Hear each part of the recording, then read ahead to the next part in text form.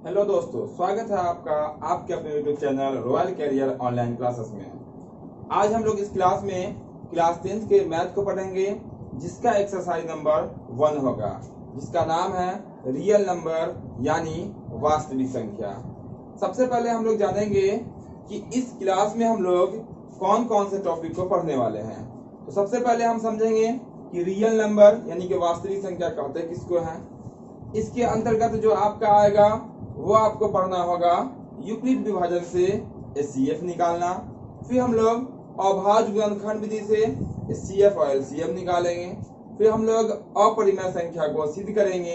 फिर आपको अंत में पढ़ना पड़ेगा बिना भाग दिए हुए किसी भी संख्या को दशमलव में कैसे बदलते हैं, या दशमलव वाली संख्या को हम लोग पूर्णांक में यानी बटा में कैसे चेंज करेंगे। तो आप लोग बने रहे अंत तक और हम लोग बारी बारी से सब टॉपिक को सीखते हैं। सबसे पहले हम जानते हैं कि रियल नंबर कहते किसको हैं। ध्यान देंगे, रियल नंबर यानी वास्तविक संख्या। इसकी अगर परिभाषा की बात की जाए तो इसकी परिभाषा इस तरह से बन जाती है, परिमेय संख्या और अपरिमेय संख्या को वास्तविक संख्या कहा जाता है। ध्यान देंगे, जो भी परिमेय संख्या होगा, परिमेय संख्या प्लस अपरिमेय संख्या इक्वल में कहा जाएगा आपका इक्वल में कहा जाएगा आपका रियल नंबर यानी वास्तविक संख्या। अब ध्यान देंगे, यहाँ पे जो भी परिमेय संख्या होगी वो सब वास्तविक संख्या कहलाएगा। जो भी अपरिमेय संख्या होगा वो भी आपका वास्तविक संख्या कहलाएगा। साथ साथ आप ये भी ध्यान रखेंगे कि टोटल रियल नंबर यानी कि वास्तविक संख्या परिमेय संख्या नहीं होगा, क्योंकि इसमें अपरिमेय भी होता है, और टोटल वास्तविक संख्या यानी कि रियल नंबर अपरिमेय भी नहीं होगा, क्योंकि इसमें परिमेय संख्या भी आता है। अब हम लोग बात कर लेते हैं, ये जो आपका परिमेय संख्या है ये कहते किसको है। इसका नॉर्मली डिफिनेशन आपको इस तरह से दिखेगा कि जो P बटा Q के रूप में लिखा जा सके वो आपका परिमेय संख्या होता है। यानी जैसे हम यहाँ पे लिख दिए 5/2, ये आपका परिमेय संख्या हो गया। ऊपर वाले को P कहेंगे, नीचे वाले को Q कहेंगे। फिर साथ साथ ये भी आपको जानकारी रखना पड़ेगा, जहाँ Q बराबर नहीं होना चाहिए 0, यहाँ पे नीचे बटा में 0 नहीं होना चाहिए। अब हम लोग जानते हैं अपरिमेय के बारे में। ठीक इसका अपोजिट इसका डिफिनेशन होता है, जिसे हम लोग P/Q के रूप में नहीं लिख सकते हैं, उसे हम लोग अपरिमेय संख्या कहते हैं। यहाँ भी Q बराबर नहीं हो 0। एक पहचानने का तरीका होता है, उसको हम लोग समझ लेते हैं कि हम लोग परिमेय संख्या और अपरिमेय संख्या को कैसे पहचानेंगे। अब हम लोग समझते हैं कि परिमेय संख्या की पहचान कैसे करेंगे। ध्यान दीजिए, यहाँ पे बहुत आसान सा तरीका है और एग्जाम में आपको हमेशा 2-3 ऑब्जेक्टिव जरूर दिखेगा। ध्यान दीजिएगा यहाँ पे कि जो भी नॉर्मल संख्या होगा वो सब आपका परिमेय संख्या कहलाएगा।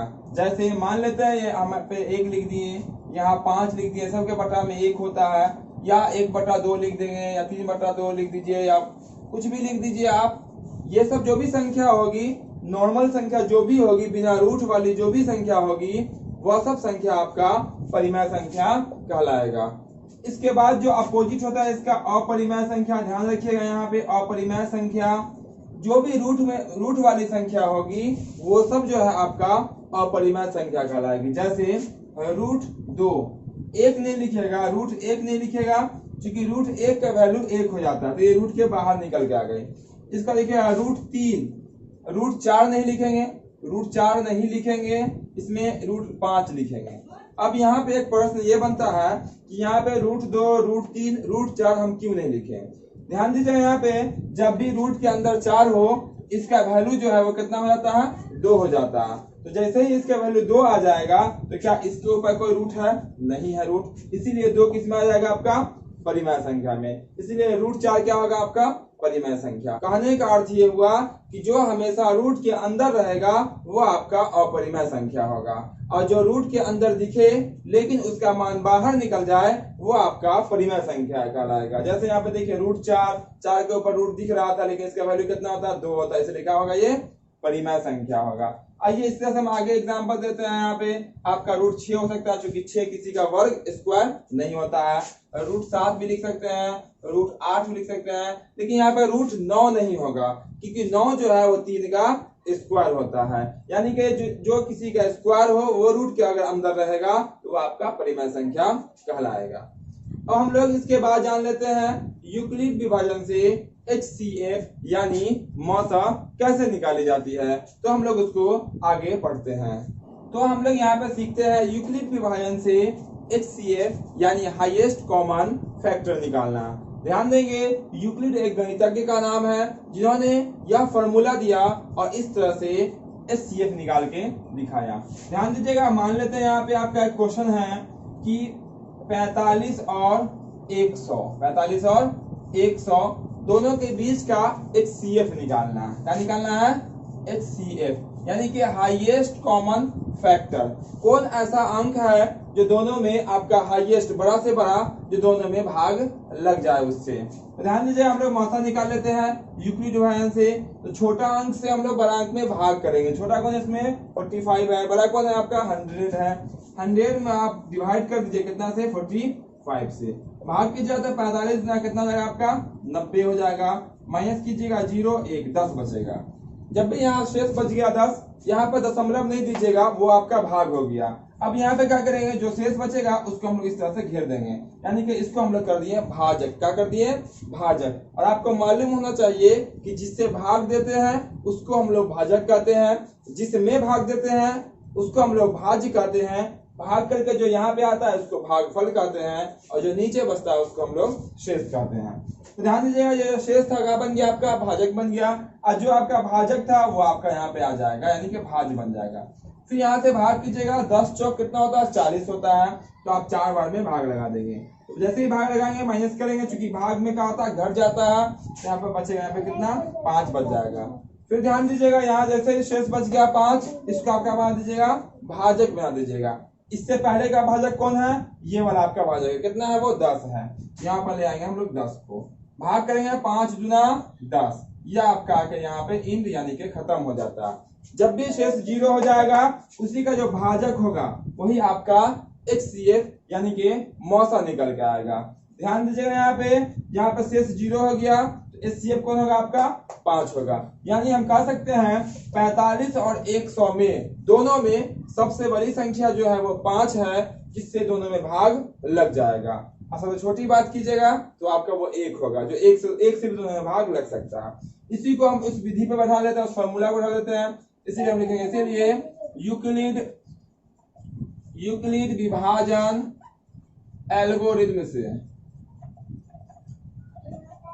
ध्यान देंगे, इस विधि का नाम है, आपसे एग्जामों में कहा जाएगा यूक्लिड विभाजन एल्गोरिथम से HCF निकाले। यह जो विधि है सिर्फ और सिर्फ मौसा निकालने की है। यह भी ऑब्जेक्टिव क्वेश्चन पूछा गया था, यूक्लिड विभाजन से निकाली जाती है। ऑप्शन में दिया था HCF, दूसरा दिया था LCM, तीसरा में दिया था HCF और LCF दोनों, चौथा में दिया था इनमें से कोई नहीं। तो ध्यान रखिएगा, यूक्लिड विभाजन से केवल और केवल HCF निकाली जाती है। तो यहाँ पे फॉर्मूला, इसका फॉर्मूला होता है भाज्य बराबर भाजक गुना भागफल, प्लस में होता है आपका शेष। क्या होता है आपका? शेष। ध्यान देंगे, जो भाज्य होगा, भाज्य पहले स्टेप की बात कीजिएगा तो पहला स्टेप आपका ये है 45 100 2 और नीचे में 10। इसमें भाज्य कौन है? मेरा 10 है। भाजक कौन है? 45 है। भाग करके कितना आया? 2 आया है। और शेष कितना है आपका? 10 आया। उसी को यहाँ लिख लेते हैं। 100 आपका भाज्य है, भाजक आपका 45 से भाग कर रहे थे, 2 बार में भाग लगा, 45 और 90, प्लस में कितना बच गया था आपका? 10 बच गया था। दूसरे स्टेप की बात कीजिएगा तो दूसरा स्टेप में जो हम लोग भाग किए हैं वो 10 से भाग किया। किसे भाग किया? 45 में भाग करके कितना है? 4 और शेष कितना है आपका? 5। और जिसमें भाग देते हैं वो आपका भाज्य कहलाता है। तो भाज्य कितना लगेगा आपका? 45। अब भाजक कितना आपका यहाँ पे दिखेगा? 10। एक चीज और यहाँ ध्यान रखिएगा, हमेशा बराबर के बाद वाला अंक जो है वो बराबर के पहले चला आएगा और अंतिम वाला अंक हमेशा बराबर के बाद आ जाएगा। फिर यहाँ जो भागफल आया दूसरे स्टेप का, वो भागफल कितना आपका? 4 आया है। और शेष कितना आया आपका? यहाँ पे 5 आया है। फिर उसके बाद ध्यान देंगे, जैसा भी जस्ट बताया कि बराबर के बाद वाला बराबर के पहले आ जाएगा, तो 10 कहाँ आ जाएगा आपका? यहाँ आ जाएगा। और आपका ये जो 5 है वो कहाँ आ जाएगा आपका? यहाँ आ जाएगा। बिल्कुल यहाँ मिला के देख लीजिए, आपका भाज्य कितना है आपका? 10 है। भाजक कितना आपका? 5 है। भागफल कितना आया है? 2 आया। तो गुना में भागफल होता है, प्लस में शेष। ध्यान दीजिएगा, इसको सॉल्व करेंगे, सामने वाला बराबर होगा। तो 10 चौक कितना होता है? 40 और 5 45 हो गया, 45 90 और 10 कितना होता है 100। यहाँ पे गुना किया तो 5 गुना 10 और 0 10। जहां पे शेष 0 हो जाए, शेष 0 हो गया, ये जो आपका दिखाई पड़ा, इसीलिए HCF यानी मौसर, याद रखिएगा HCF मौसर को कही जाती है और LCM लॉसर को कही जाती है। ये निकल के आ गया कितना आपका 5, यही हो गया आपका आंसर। इसी तरह से जो भी HCF यूक्लिड विभाजन से पूछा जाएगा उसका सॉल्यूशन इसी तरह से निकाला जाएगा। तो फिर हम लोग दूसरे क्वेश्चन को देखते हैं। अब हम लोग इस क्वेश्चन को देखते हैं और इस क्वेश्चन की सहायता से हम लोग HCF यानी मौसा और बेहतर से निकालना सीखते हैं। क्वेश्चन में कहा गया आपका 867 और 255 का HCF निकालना है, वो भी यूक्लिड विभाजन एल्गोरिथम से। तो हम लोग क्या करते हैं, सबसे पहले भाग देना का काम करते हैं। छोटा अंक कौन है 255 है, बड़ा कौन है आपका 867 है। तो 255 से आप भाग देंगे, 255 से आप भाग देंगे, कितने भाग देना है 867 में देना। 867 लिख लीजिए। यहाँ पे भाग जब जैसे ही दीजिएगा तो आप ये जो भाग लगाइएगा वो 3 बार भाग लग जाएगा। कितनी बार लग जाएगा 3 बार में, 3 से गुना कर लीजिए, 3 5 15, 3 5 15 1 16, 3 9 6 1 7, 700 कितना आ गया आपका 65 आ गया। अब क्या कीजिएगा माइनस कीजिएगा, 7 में से 5 बचेगा, 2 बचेगा, 0 1, कितना आया आपका 102 आया। ध्यान से यहाँ देखिएगा, पहले स्टेप में 867 में भाग दिया, ये आपका भाज्य कहलाएगा। 255 से भाग दिया, ये आपका भाजक कहलाएगा। ये 3 आ रहा है, ये भागफल कहलाएगा और 102 आपका शेष कहलाएगा। अब अगले स्टेप में क्या करेंगे हम लोग, शेष को कर देना है भाजक बना देना। क्या बना देना है भाजक, यानी कि जिससे भाग देते हैं। इससे पहले हम लोग किससे भाग दे रहे थे 255 से, 255 को भाजक भाज्य बना दीजिए। इसको यहाँ गए 255 भाग दीजिए तो एक बार भाग लगेगा तो 102 यहाँ आ जाएगा। माइनस कीजिएगा तो 3 बचेगा, यहाँ उतार लीजिए तो 5 बचेगा, ये आपका बच जाएगा, सॉरी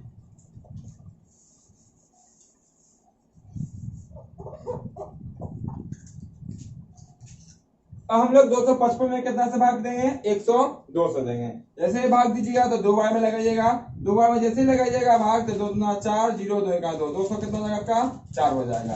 फिर आप माइनस कीजिएगा तो ये बचेगा आपका 1, ये 5 का 5 रहेगा, ये आपका कैंसिल हो जाएगा। अब ध्यान दीजिएगा, दूसरे स्टेप में 255 भाज्य था, 102 भाजक, 2 भागफल, 51 शेष आया। जब तक शेष 0 ना आ जाए तब तक हमें भाग लगाते रहना है। अब 51 है, इसको डिवाइड कर लीजिए। जो तो 102 में भाग, इससे पहले वाला भाजक कौन था 102 था, तो यहाँ पे ले 102 को अब भाग कर दीजिए। 51 गुना कितना होता है 102 होता है, यहाँ आ गया आपका शेष 0। जैसे शेष 0 हो जाएगा कुछ भाजक बनेगा ही नहीं, आगे नहीं बनाना है। इसको लिखना इसीलिए कौन विधि से, यूक्लिड, किससे यूक्लिड विभाजन एल्गोरिथम से। फॉर्मूला क्या होता है, भाज्य बराबर भाजक गुना भागफल प्लस में शेष। अब ध्यान देंगे आप कि यहाँ प्लस लिखा हुआ है, प्लस में शेष। भाज्य पहले स्टेप में भाज्य कितना 867, 867 लिख लीजिए। यहाँ पे बराबर भाजक कितना आपका 255, 255 लिख लीजिए। भागफल कितना आया 3 आया है और शेष कितना आया 102 आया। यहाँ पहला स्टेप कंप्लीट हो गया। दूसरे स्टेप में जो बराबर के बाद 255 आपका यहाँ पे आ जाएगा और आपका 102 यहाँ आ जाएगा। देखिए यहाँ आया होगा जरूर, 102 से भाग कर रहा है 255 में, है ना। 255 भाज्य है, 102 भाजक है, 2 भागफल आया है और 51 शेष आया है। भागफल गुना में होता है और शेष प्लस में होता है। फिर जो है यहाँ भाज्य कितना 102 है, 102 भाजक कौन है आपका 51 है, 51 भागफल कितना 2 और शेष कितना आपका 0। जैसे शेष 0 होगा बराबर के बाद वाला आपका HCF हो जाएगा। इसीलिए HCF यानी मौसा कितना निकल गया आपका, तो आपका निकल गया 51। यही आपका हो गया आंसर। उम्मीद करते हैं आप सबको यह पूरा समझ में आ रहा होगा। तो वीडियो को लाइक जरूर करें और फिर हम लोग इसके बाद अगले क्वेश्चन को देखते हैं। अब हम लोग किसी संख्या का अभाज्य गुणनखंड करना सीखते हैं। तो ध्यान देंगे, आपका जो प्रश्नावली 1.1 था उसमें यूक्लिड विभाजन से HCF निकालना था। तो आप लोग समझ चुके होंगे यूक्लिड विभाजन से HCF कैसे निकाली जाती है। अब हम लोग किसी संख्या का अभाज्य गुणनखंड करना सीखते हैं।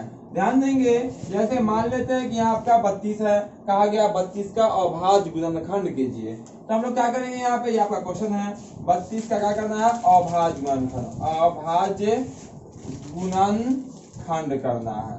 तो ध्यान देंगे यहाँ पे, तो हम लोग क्या करेंगे 32 को हम लोग ऐसे कर लेते हैं और यहाँ इसको हम लोग डिवाइड करेंगे। सबसे पहले ध्यान देंगे एक को छोड़कर हम लोग देखेंगे 2 से। विभाजता का नियम जिनको नहीं मालूम होगा वो जरूर देख लेंगे विभाजता का नियम। सबसे पहले हम लोग ट्राई करेंगे इसमें 2 से भाग करने का। तो जिस संख्या के अंत में 2 हो, 4 हो, 6 हो, 8 हो या 0 हो, यानी कि आखिर का अंक सम संख्या हो, वो 2 से पूरा भाग लग जाता है। 2 से भाग कीजिएगा इसमें 32 में तो आपका हो जाएगा 16, 16 में भी 2 से भाग लग जाएगा पूरा, तो ये आपका हो जाएगा 8, 8 में भी 2 से पूरा भाग लग जाएगा तो बन जाएगा 4, और 4 में भी 2 से भाग कर देंगे तो हो जाएगा आपका 2। जब तक के ये आपका अभाज्य ना आ जाए तब तक हम इसका टुकड़ा करते हुए नीचे की ओर चले आएंगे। और साथ साथ आपको ये भी पता होना चाहिए कि अभाज्य कहते किसको है। अभाज्य संख्या उस संख्या को कही जाती है जो एक से और खुद से भाग लगे और किसी से भाग नहीं लगे। जैसे यहाँ पर ध्यान से देखिएगा 2 2 2 2 सब जगह आया है, तो 2 जो है वो एक से भाग लगता है और खुद से ही भाग लगेगा। अब बीच में यहाँ पर 16 था, 16 तो बहुत सारे अंक से भाग लगते हैं, इसलिए इसका हम लोग अभाज्य गुणनखंड करते चले आए। इसके बाद क्या करेंगे 32 को लिख के यहाँ पे 32 बराबर जो आया है सबको हम गुना में लिख देते हैं। 2 गुना 2 गुना 2 गुना 2 गुना 2। ध्यान दीजिएगा तो 2 कितनी बार आया है आपका 5 बार आया होगा। ये भी आपका पूरा 32 ही लिखा हुआ, ना कुछ बढ़ेगा ना कुछ घटेगा। फिर ज्यादा कीजिएगा तो आप इसको 2 लिख के 2 कितनी बार आया आपका 5 बार आया है, तो 2 के पावर में आप 5 लिख सकते हैं। ये आपका आंसर हो गया और ये 32 का आपका अभाज्य गुणनखंड भी निकल के आ गया। अब हम लोग दूसरे क्वेश्चन को देखते हैं। इसकी सहायता से भी हम लोग अभाज्य गुणनखंड निकालना और आसान कर लेते हैं। ध्यान दीजिए यहाँ पे अब है 144, कहा जाएगा 144 का अभाज्य गुणनखंड कीजिए। इसका हम लोग अभाज्य गुणनखंड कैसे करेंगे, बस जैसे इसको बनाए हैं हम लोग ठीक उसी तरह से इसको भी बनाएंगे। इसका चलिए यहाँ पे हम लोग कर लेते हैं 144 लिख लेते हैं, फिर से अलग में ये सिंबल कर लेते हैं। ध्यान दीजिएगा यहाँ पे आखिरी में 4 दिख रहा है, जोड़ा अंक है 2 से, यहाँ पे 2 से भाग लग जाएगा, 2 से भाग कीजिएगा 2 7 14, 2 दूना 4 कितना हो जाएगा आपका 72 आ गया। 72 के आखिर में 2 है, जोड़ा अंक है, इसमें भी 2 से भाग लग जाएगा, जैसे 2 से भाग कीजिएगा तो आपका हो जाएगा 36। 36 के आखिर में कितना आपका 6 है, ये भी जोड़ा अंक है, इसमें भी 2 से भाग लग जाएगा, 2 से भाग कीजिए तो हो जाएगा आपका 18। फिर यहाँ 2 से भाग कीजिएगा तो हो जाएगा आपका 9। अब ध्यान दीजिएगा 9 में 2 से भाग नहीं लगता है तो हम लोग आगे बढ़ेंगे। तो 2 के बाद किसकी बारी आती है 3 से, 3 की बारी आती है, तो 3 से हम लोग ट्राई करेंगे 3 से भाग लगेगा या नहीं लगेगा। बिल्कुल 3 से लग जाएगा, 3 से भाग कीजिएगा तो आपका बन जाएगा यहाँ पे 3। और ध्यान दीजिएगा 3 जो है वो खुद अभाज्य संख्या, तो इसका टुकड़ा अब आगे नहीं होने वाला है। अब क्या करेंगे इसी को हम लोग गुना में लिख देंगे सबको, और गुना में लिखने के बाद वही आपका आंसर हो जाएगा, अभाज्य गुणनखंड हो जाएगा। 144 लिखने के बाद ध्यान दीजिएगा 2 कितनी बार आया है 1 2 3 4 बार 2 आया है, 1 2 3 4 बार 2 हो गया, और 3 आपका 2 बार आया। लिख दिए यहाँ पे। इसको हम लोग घात में यानी कि पावर में कर लेते हैं। 2 की पावर 4 गुना 3 के पावर 2, यह आपका आंसर हो गया। इसी तरह से आपका अभाज्य गुणनखंड निकलता है। तो फिर हम लोग ध्यान देंगे यहाँ पे कभी कभी ऐसा से भी होता है, आपसे क्वेश्चन कहा जाएगा 144 का अभाज्य गुणनखंड में 2 और 3 के घात का योग क्या होगा, यानी कि जोड़ क्या होगा। तो 2 का घात 3 का घात को जोड़ देंगे, आपका आंसर हो जाएगा, यानी कि अभाज्य गुणनखंड आपका इसी तरह से निकलेगा। तो हम लोग अब अभाज्य गुणनखंड विधि से एचसीएफ और एलसीएम कैसे निकाली जाती है उसको सीखेंगे। अब हम लोग अभाज्य गुणनखंड विधि से किसी भी संख्या का एचसीएफ और एलसीएम कैसे निकालेंगे, अब हम लोग उसको सीखते हैं। ध्यान देंगे यहाँ पे हम लिखते हैं 8 और 12। यहाँ पे यूक्लिड विभाजन यूज नहीं करना है, उसकी विधि को हम लोग करना है अभाज्य गुणनखंड विधि। अभी हम लोग अभाज्य गुणनखंड करके आपको दिखाए थे। तो 8 का जब अभाज्य गुणनखंड कीजिएगा, जिनको नहीं आता यहाँ पे किनारे में कर लेंगे दाहिनी तरफ, 2 से लगाएंगे तो हो जाएगा 4, 2 से लगाएंगे आपका हो जाएगा 2। ठीक है, तो यहाँ पे हम लोग लिख सकते हैं 8 को 2 गुना 2 गुना 2, 2 दूना 4, 4 दूना आपका 8 है। दूसरा आपका 12 के जैसे ही अभाज्य गुणनखंड कीजिएगा तो 2 गुना आपका आ जाएगा 3। कैसे आएगा यहाँ देख लीजिए, 12 को जैसे ही भाग कीजिएगा 2 से तो बन जाएगा 6, 6 में 2 से भाग लगेगा कितना बन जाएगा आपका 3। ये आपका अभाज्य संख्या होता है। इसका हम लोग यहाँ पे एचसीएफ भी निकालते हैं और एलसीएफ भी निकालते हैं। सबसे पहले हम लोग एचसीएफ निकाल लेते हैं। एचसीएफ में कुछ शर्त होता है, उसको याद रखिएगा, बहुत ही आसानी से आपका ये निकल जाएगा। एचसीएफ के लिए क्या शर्त होता है, जो दोनों में मिलेगा वही आपका एचसीएफ होगा। देखिए तो यहाँ 2 2 मिल रहा है, यहाँ भी 2 2 मिल रहा है, क्या ये 2 और 3 मिल रहा है, नहीं मिल रहा है। तो यहाँ जो मिल रहा है उसमें से कोई एक, इस दोनों में से कोई एक को नोट कर दिए, इस दोनों में से कोई 1 को कर दिए और उसको हम लोग गुना कर देंगे तो दुना 4, वही आपका आंसर हो जाएगा, यानी कि HCF निकल जाएगा। यानी कि जो दोनों संख्या में मिलेगा वही आपका HCF होगा। एलसीएम में कैसे निकालेंगे उसको सीखिए। एलसीएम में क्या करते हैं, जो मिला है उसको नोट कर लेते हैं, तो मिला वाला यहाँ संख्या तो उतरा हुआ है 2 गुना 2, यानी कि इसमें से 1 2, इसमें से 1 2, और जो नहीं मिला है उसको भी गुना में नोट कीजिएगा। तो ये आपका 2 नहीं मिला है, या आपका 3 नहीं मिला, इसको भी नोट कर लेते हैं, 2 गुना 3, और सबको गुना कर लीजिए, 2 दूना 4, 4 दूना 8, 8 त्रिक 24, यही आपका आंसर हो गया। तो एचसीएफ कितना निकला 4 और एलसीएम कितना निकला आपका 24। फिर हम लोग दूसरे क्वेश्चन से देखते हैं, फिर हम लोग दूसरे क्वेश्चन को देखते हैं और उसकी सहायता से अभाज्य गुणनखंड विधि से एचसीएफ और एलसीएम निकालना और आसान कर लेते हैं। अब हम लोग एक क्वेश्चन और लेते हैं और उसकी सहायता से हम लोग एचसीएफ एलसीएम निकालना सीखते हैं। ध्यान दीजिए यहाँ पे, चलिए हम यहाँ पे एक क्वेश्चन ले लेते हैं 10 और ले लेते हैं आपका 25 25, इसका हम लोग एचसीएफ एलसीएम निकालते हैं। तो सबसे पहले हम लोग 10 का अभाज्य गुणनखंड करेंगे और 25 का अभाज्य गुणनखंड कर लेंगे। जैसे ही 10 का अभाज्य गुणनखंड कीजिएगा तो आपका हो जाएगा 2 गुना 5, और 25 का कीजिएगा अभाज्य गुणनखंड तो हो जाएगा आपका 5 गुना 5 हो जाएगा। देखिए 2 5 10 और 5 गुना 5 बचे 25। अब बात कर लेते हैं हम लोग एचसीएफ की, यानी कि मौसा निकालने की। तो मौसा जो आपका हो जाएगा यहाँ पे, दोनों में क्या मिल रहा है, ध्यान से देखिएगा, दोनों में क्या मिला, तो दोनों में केवल और केवल 5 मिल रहा है। कितनी बार 5 मिल रहा है, एक ही बार मिल रहा है। चाहे आप इस दोनों को मिला दीजिए, या पहला ऊपर में यहाँ नीचे वाला को मिला दीजिए, या कोई जरूरी नहीं है कि सामने सामने ही मिलना चाहिए, दोनों में होना चाहिए। तो दोनों में क्या मिल रहा है, सिर्फ और सिर्फ 5 मिल रहा है, बस इतना ही उतारना है। अब बात कर लेते हैं हम लोग एलसीएम की, यानी कि लौसा निकालने की। तो लौसा को कैसे निकालेंगे, ध्यान से यहाँ देखिएगा। तो लौसा के लिए जो मिलता है उसको नोट कर लेता है। तो 5 5 मिला हुआ है, इसको नोट कर लिए, और जो नहीं मिला उसको नोट किया। क्या क्या नहीं मिला, ये 2 किसी से नहीं मिला था, ये ना ये 5 किसी से मिला, तो इसको नोट कर लेता है 2 गुना 5। अब गुना कर लीजिए, 5 गुना 10 और 10 पचे 50, यही आपका आंसर हो जाएगा। उम्मीद करते हैं आज का क्लास आपको बहुत अच्छे से समझ में आया होगा। तो वीडियो को लाइक शेयर और कमेंट जरूर करें। और हम लोग इसके बाद जो पढ़ेंगे अगले क्लास में, वो एचसीएफ और एलसीएम को डिटेल रूप से कैसे निकालते हैं, उसकी जांच कैसे करते हैं, उसको पढ़ेंगे। तो जो चैनल पे नए हो, चैनल को सब्सक्राइब कर देंगे, ताकि जो भी एजुकेशन वीडियो अपलोड होगी उसका नोटिफिकेशन सबसे पहले आप तक पहुंचेगा। तो फिर मिलते हैं हम लोग अगले दिन अगले क्लास में।